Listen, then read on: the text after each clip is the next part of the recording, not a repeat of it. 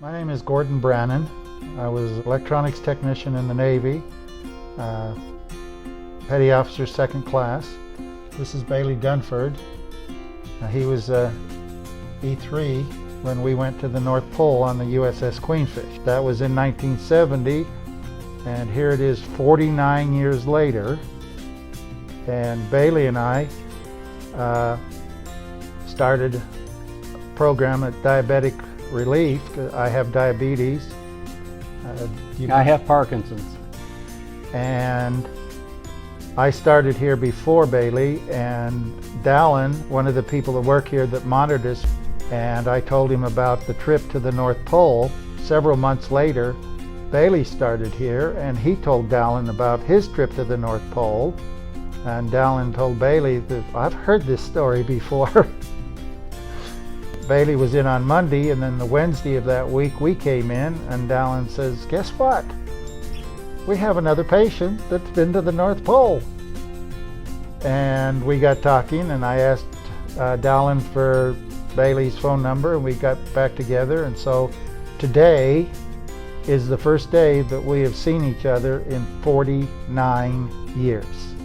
It was in July of 1970. We took a trip from Hawaii to Nome, Alaska, and we left Nome and we headed to the North Pole.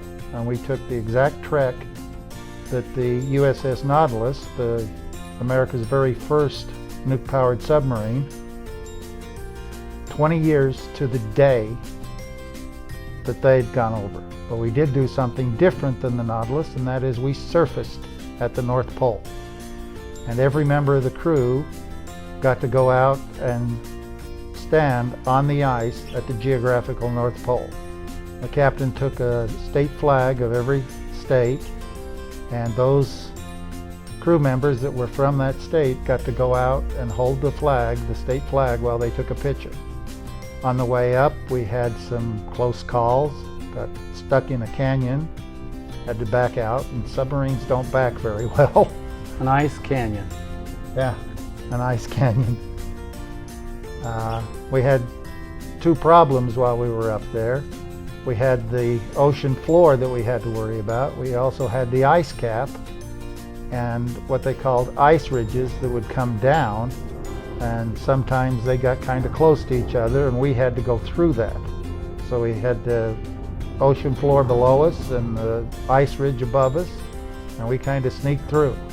The normal crew on the submarine is 105, and for that trip we had somewhere between 130 and 140 because we had what they call spooks on the trip, and we had scientists to measure the difference in the ice and the ocean floor in the 20 years since the Nautilus went up. So we had all kinds of special equipment on that they brought, because it was a scientific mission and a historical mission. There's been 2 books written on it.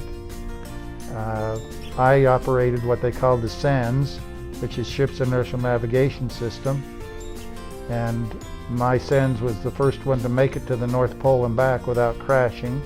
I'd say 75–80% of the crew got some kind of a medal for the trip. It was that important of a trip. It's fun to, as you talk, so many stories come back as to what we did and why we did it and how we did it. And none of that should we really talk about. It's still classified. There are so many people out serving their country, some of them dying, many coming back maimed. There are so many people who are giving all they have to make sure this country stays safe.